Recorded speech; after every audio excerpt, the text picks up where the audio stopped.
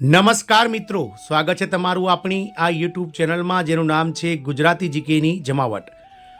તો મિત્રો, દર વર્ષની જેમ ભારતીય ટપાલ વિભાગ એટલે કે ઇન્ડિયન પોસ્ટ ડિપાર્ટમેન્ટ દ્વારા ગ્રામીણ ડાક સેવકની ભરતી આ વખતે પણ ફેબ્રુઆરી મહિનામાં જાહેર કરવામાં આવી છે।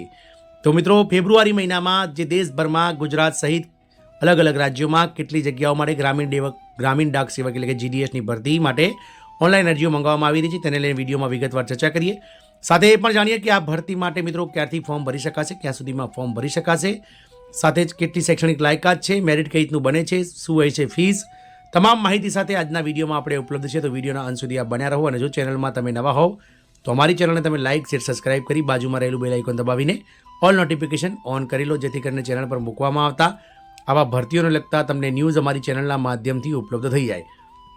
તો જો તમે પણ ધોરણ 10 પાસ છો અને ધોરણ 10માં તમારે સારા માર્ક્સ છે, સારા ટકાવારી છે, તો તમારા માટે આ જે ભરતી છે તે ખૂબ જ ઉપયોગી છે, કારણ કે સરકાર દ્વારા દર વખતની જેમ ભારતીય ટપાલ વિભાગમાં ગ્રામીણ ડાક સેવકની જે ભરતી છે તેના માટે ઓનલાઈન આવેદનો શરૂ થઈ ગયા છે। મિત્રો, આ વખતે ભરતી માટે જે છે તે મિત્રો કુલ 24,000 કરતાં વધારે જગ્યાઓ માટે આ અરજીઓ મંગાવવામાં આવી રહી છે। તો વાત કરીએ મિત્રો ભારતીય ટપાલ વિભાગની, તો ગ્રામીણ ડાક સેવકની 1 જાન્યુઆરી 2025ની ભરતી માટે સત્તાવાર વેબસાઇટ પર સૂચના બહાર પાડવામાં આવી છે। આ ભરતીમાં કુલ 21,413 જગ્યાઓ માટે ભરતી કરવામાં આવી રહી છે, જેમાં 10 ફેબ્રુઆરી 2025ના રોજ ઉમેદવારોએ ઓનલાઈન ફોર્મ ભરવાના છે। ઓનલાઈન ફોર્મ ભરવાની છેલ્લી તારીખ 3 માર્ચ 2025 છે, જેમાં મિત્રો ઓછામાં ઓછી લઘુત્તમ વયમર્યાદા 18 વર્ષ અને વધુમાં વધુ જે છે તે 40 વર્ષની વયમર્યાદા રાખવામાં આવી છે। ઉમેદવારોએ ભારતીય પોસ્ટની જીડીએસ 2025ની સંપૂર્ણ વેબસાઇટ જોવાની રહેશે। મિત્રો, અરજી કરવાની શરૂ થશે 10 ફેબ્રુઆરી 2025, છેલ્લી તારીખ છે 3 માર્ચ 2025, ફી ભરવાની છેલ્લી તારીખ પણ 3 માર્ચ 2025 છે। ત્યારબાદ અરજીમાં સુધારણા કરવાની જે તારીખ છે તે મિત્રો 6 થી 8 માર્ચ 2025 વચ્ચે આપ કરી શકો છો। ત્યારબાદ મેરિટ લિસ્ટ બહાર પાડવામાં આવશે। અરજી ફીની વાત કરીએ તો જનરલ ઓબીસી માટે 100 રૂપિયા છે, જ્યારે એસસી એસટી પીએચ દિવ્યાંગ કેટેગરી એક્સઆર્મીમેન અને તમામ મહિલાઓ માટે જે છે તે અરજી ફી રાખવામાં આવી નથી। બધી શ્રેણીની મહિલાઓ માટે પણ અરજી રાખવામાં નથી આવી। તમે મિત્રો અલગ અલગ જે છે તે ઓનલાઈન આ જે અરજી ફી છે તે ચૂકવણી કરી શકો છો, જેમાં debit card, credit card, internet banking, IMPS, cash card અને મોબાઈલ વોલેટમાંથી તમે તમારો ઓનલાઈન ચૂકવણી કરી શકો છો। વાત કરીએ મિત્રો ન્યૂનતમ અને લઘુત્તમ વયમર્યાદાની, તો ઓછામાં ઓછી વયમર્યાદા 18 વર્ષ છે અને વધુમાં વધુ 40 વર્ષ।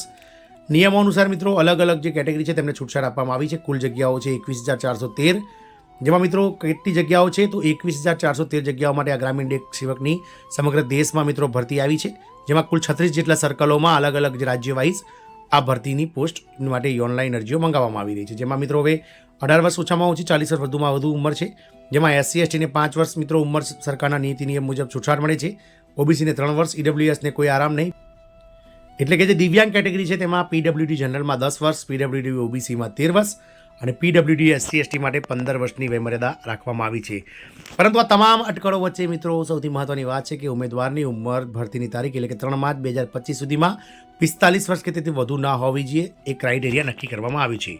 વાત કરીએ મિત્રો ભારતીય પોસ્ટ સેવામાં ખાલી જગ્યાઓની વિગતોની, તો ગ્રામીણ ડાક સેવક જીડીએસ શેડ્યુલ 1 જાન્યુઆરી 2025 માટે 21,413 પોસ્ટ માટે સમગ્ર દેશમાંથી આવેદનો મંગાવવામાં આવી રહ્યા છે। શૈક્ષણિક લાયકાતની વાત કરીએ તો ઉમેદવારો ગણિત અને અંગ્રેજી વિષય સાથે ધોરણ 10 પાસ કરેલું હોવું જોઈએ અને સ્થાનિક ભાષાની જે જાણકારી આવશ્યક છે। વાત કરીએ મિત્રો જે અલગ અલગ 2025ની ઓનલાઈન અરજી કઈ રીતે કરવી, તમારે ઇન્ડિયન પોસ્ટ જીડીએસ માટે અરજી કરતાં પહેલાં ઉમેદવારોએ 3 માર્ચ પહેલાં અરજી કરવાની રહેશે। સીધા અરજી કરવા માટે નીચે આપેલી મહત્વપૂર્ણ લિંક ઉપર આપ ક્લિક કરો, જેમાં ઇન્ડિયન પોસ્ટ ડિપાર્ટમેન્ટની જે ઓફિશિયલ વેબસાઇટ છે તેના પર જઈ અને તમારે 3 માર્ચ 2025 સુધીમાં તમારી અરજી કરી લેવાની રહેશે। મિત્રો, પસંદગીની વાત કરીએ તો પસંદગી પ્રક્રિયા મેરિટના આધારે છે, એટલે કે ધોરણ 10 પાસની ટકાવારી પર મેરિટ બનશે। મેરિટમાં આવતા તમામ ઉમેદવારોને દસ્તાવેજ ચકાસણી, ત્યારબાદ મેડિકલ અને ત્યારબાદ અંતિમ પસંદગી કરી અને ઓર્ડર આપી દેવામાં આવશે, એટલે કે ધોરણ 10 પાસના ટકાવારી પર આ જે છે તે ભરતી થતી હોય છે। વાત કરીએ મિત્રો પોસ્ટનું નામ અને પગાર, તો મિત્રો બ્રાન્ચ પોસ્ટ માટે છે બીપીએમ, તો બીપીએમમાં મિત્રો દર મહિને 12,000થી લઈને 29,380નો પગાર મળે છે, જ્યારે ડાક સેવક જે છે મદદનીશ શાખા પોસ્ટ માટે એટલે કે એબીપીએમ, તો મદદનીશ આસિસ્ટન્ટ બ્રાન્ચ પોસ્ટ માટેની જે પોસ્ટ હોય છે ડાક સેવક, તેમાં 10,000થી લઈને 24,770 સુધીનો પગાર મળે છે। સરકારી નિયમ મુજબ ડીએ, પ્રોત્સાહન અને ભથ્થા વગેરે મળે છે। મિત્રો, અહીંયા લેખિત પરીક્ષા નથી, ફક્ત ઇન્ટરવ્યૂ પણ નથી, ફક્ત ધોરણ 10ના જે મેરિટ છે તેના આધારે મિત્રો ઉચ્ચ મેરિટ ધરાવતા ઉમેદવારોને પસંદગી કરી અને સીધી જ મિત્રો ડોક્યુમેન્ટ વેરિફિકેશન અને તબીબી પરીક્ષણ દ્વારા કરવામાં આવે છે। ઉમેદવારીની ગણતરી કરવા માટે ગુણને બદલે ગ્રેડ ધરાવતા ઉમેદવારો માટે 9.5ના ગુણાકાર અવયવનો ઉપયોગ કરવામાં આવશે।